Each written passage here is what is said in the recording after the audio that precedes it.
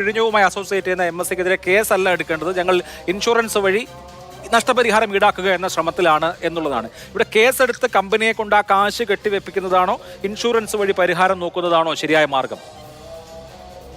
എൻ്റെ വ്യക്തിപരമായ അഭിപ്രായം ഇപ്പോൾ ഗവൺമെൻറ് എടുത്തിരിക്കുന്ന തീരുമാനം കറക്റ്റാണെന്നാണ്. പ്രത്യേകിച്ച് ഇപ്പോൾ MSC നമ്മുടെ സംസ്ഥാനവുമായിട്ട് വളരെയധികം കോപ്പറേറ്റ് ചെയ്ത് അവിടുത്തെ ആ പൊല്യൂഷൻ മിനിമൈസ് ചെയ്യുന്നതിന് വേണ്ടിയും കണ്ടെയ്നറുകളും കെമിക്കൽസും അതുപോലെ തന്നെ ആ ഓയിൽ അതിനകത്ത് അടങ്ങിയിട്ടുള്ള ഫ്യൂവലൊക്കെ നീക്കാനുള്ള ശ്രമമൊക്കെ ആ കമ്പനി തന്നെ ലോകത്തെ ഏറ്റവും വലിയ സാൽവേജ് നടത്തുന്ന കമ്പനികളെ കൊണ്ടുവന്ന് TNT എന്നാണ് എനിക്ക് തോന്നുന്നത്, ഒരു അമേരിക്കൻ കമ്പനിയാണ്. അവരെ കൊണ്ടുവന്ന് അതൊക്കെ ക്ലീൻ ചെയ്യാനുള്ള അവർ തന്നെ ഇനിഷ്യേറ്റീവ് എടുത്ത് ചെയ്യുന്നത് നമുക്ക് നല്ലതായിട്ടാണ് കാണേണ്ടത്. അല്ലാതെ നമ്മളിപ്പോൾ കേസ് എടുത്തു കഴിഞ്ഞാൽ അവർക്ക് ചെയ്യാവുന്നതെന്ന് പറഞ്ഞാൽ എപ്പോഴും ഈ ഓരോ കപ്പലിനും ഓരോന്നിനും ഒരു ലിമിറ്റേഷൻസ് ഉണ്ട്. അവരുടെ ലിമിറ്റേഷൻ അനുസരിച്ച് പക്ഷേ ഇൻഷുറൻസ് കമ്പനികൾ പൈസ കൊടുക്കും. ഒരുപക്ഷെ ആ പൈസ കൊണ്ടൊന്നും നമ്മുടെ ഈ ഡാമേജ് ഒന്നും തീർക്കാൻ പറ്റിയെന്ന് വരില്ല. അപ്പോൾ ഇവർ ഈ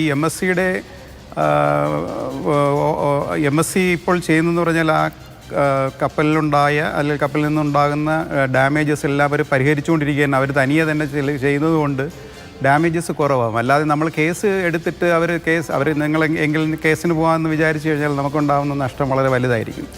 ഇപ്പോൾ ഈ പറഞ്ഞ കപ്പലിലും നമുക്കിപ്പം ഇപ്പോൾ ഈ തീ പിടിച്ച കപ്പലിൽ നമുക്ക് ഉണ്ടാകാൻ പോകുന്ന വലിയ ദുരന്തം എന്ന് പറയുന്നത് ഇപ്പം ഈ ഡീപ് സീ എന്ന് പറഞ്ഞു. ഡീപ് സീ അല്ല യഥാർത്ഥത്തിൽ, നമ്മൾ വളരെ അടുത്താണ്. 70 മൈൽ എന്ന് പറയുന്നത് വളരെ അടുത്താണ്. ഡീപ് സീ എന്ന് ഞാൻ ഉദ്ദേശിച്ചെന്ന് പറഞ്ഞാൽ MSC ഷിപ്പ് മുങ്ങിയതിനേക്കാൾ കുറച്ചുകൂടി താഴ്ച ഉള്ള സ്ഥലത്താണ് ഈ കപ്പലുള്ളതെന്നാണ് മനസ്സിലാക്കുന്നത്.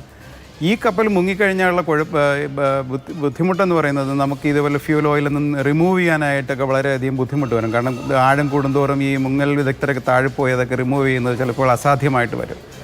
ഈ കപ്പലിൽ നിന്നൊക്കെ ഈ എണ്ണ വരുന്നത് വളരെ വെളിയിലോട്ട് വന്നു കഴിഞ്ഞാൽ നമ്മുടെ എല്ലാ തീരവും, പ്രത്യേകിച്ച് നമ്മുടെ ബീച്ചസും ഈ നമ്മുടെ ഈ ജൈവസമ്പത്തുകളെല്ലാം നശിച്ചു പോകാനുള്ള വളരെ വലിയ ചാൻസ് ഉണ്ട്.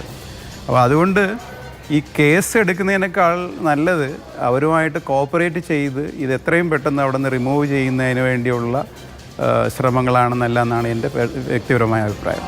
തീർച്ചയായിട്ടും ഇപ്പോൾ നമ്മൾ MSCയുടെ ഹിസ്റ്ററി തന്നെ പരിശോധിച്ചാൽ ഉണ്ടായിട്ടുള്ള മുൻ അപകടങ്ങൾ 2009 MSC Jessica, 2012 MSC ഫ്ലാമിന, 2007 MSC Napoli ഒക്കെ വിവിധ കടലുകളിൽ അല്ലെങ്കിൽ വിവിധ മേഖലകളിൽ തകർന്ന സമയത്ത് സാൽവേജ് ഓപ്പറേഷൻ ഫലപ്രദമായി ചെയ്തത് MSC ആണ്. അപ്പോൾ എൽസ 3യുടെ കാര്യത്തിലും അവരിപ്പോൾ അവരുടെ സ്റ്റാഫ് തന്നെ ഇൻവോൾവ് ആണ്. ഈ ശുചീകരണ പ്രവർത്തനങ്ങൾ അല്ലെങ്കിൽ അത് അവരുടെ റിസ്കിൽ അവരുടെ ചെലവിൽ അവർ ചെയ്യുന്നുണ്ട്. ഇനി ബാക്കി ഇൻഷുറൻസ് എന്നുള്ളതാണ് ശരിയായിട്ടുള്ള മാർഗ്ഗം. ഇപ്പോൾ കേസ് എടുത്താൽ എന്താണ് സംഭവിക്കുക? കേസ് എടുത്തു കഴിഞ്ഞാൽ അവർക്ക് വേണമെങ്കിൽ ഇത് മതിയാക്കിയിട്ട് പോകാം. ഞങ്ങൾ ഇൻഷുറൻസ് ഞങ്ങൾ എടുത്തിട്ടുണ്ട്, അപ്പോൾ ഇൻഷുറൻസ് കമ്പനികളിൽ നിന്ന് നിങ്ങൾ പൈസ മേടിച്ചു, ഇന്ത്യൻ കോസ്റ്റ് ഗാർഡ് ഇത് ക്ലിയർ ചെയ്തു എന്ന് പറഞ്ഞ് വേണേൽ അവർക്ക് രക്ഷപ്പെട്ടു പോകാൻ കഴിയുന്നതാണ് എൻ്റെ ഒരു വിശ്വാസം.